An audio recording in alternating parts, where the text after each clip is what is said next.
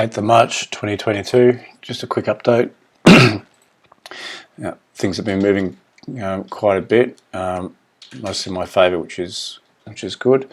So just quickly, I managed to sell those AMD options.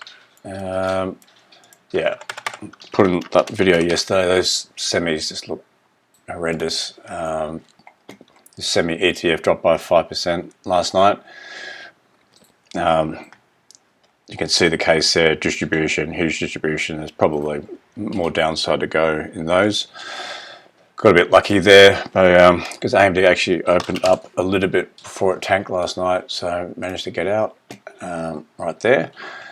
Anyway, that was a good one.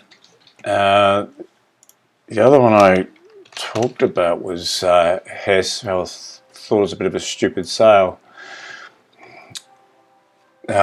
Oil futures are up last night, but then oil itself actually came back down quite a bit. So I talked about this in yesterday's video also, that we're potentially seeing a bit of at least a short-term blow-off top in some of these commodities. Oil is a prime example.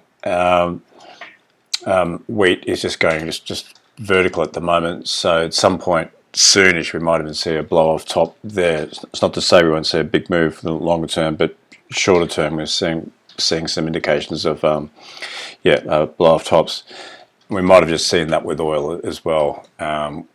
We'll see. Anyway, not in that trade for the time being. Gold worked out really well. Another strong mover.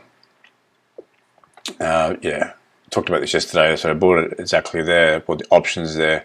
So what I did last night, I put a pretty aggressive sell order in, which got hit, which was nice. So I bought the options here, just under $4, like $3.94, something like that.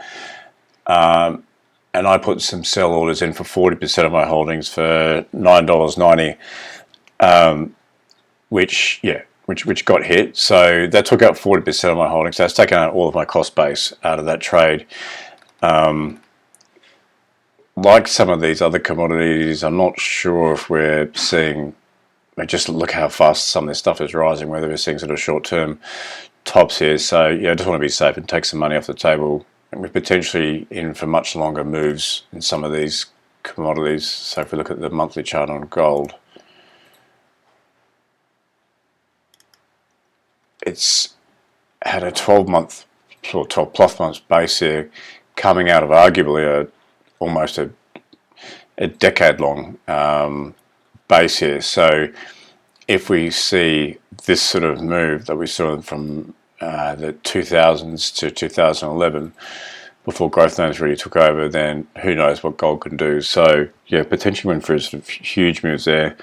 I don't know. But what I would like to see is some sort of pullback here, and then for actually rebuy some of those options to, let's see, potentially for a bigger move. The other one I didn't mention is I've got some options in Zim, the shipping company. Not totally sure if this is my greatest idea at this stage. It's got earnings coming up in a few days. So it's a little bit of a crapshoot from here. Now, with oil prices doing what they're doing, with everything around the world doing what it's doing, you can make a very strong case for it against the shippers. I'm going to stick with it. It's a small part of the portfolio. Other shipping companies that have come out and announced earnings have been exceptionally strong. So yeah, we'll see. I'll say earnings are this week. We'll see how we go with that trade. I'll do a bit longer update later on, but yeah, just a quick one for now.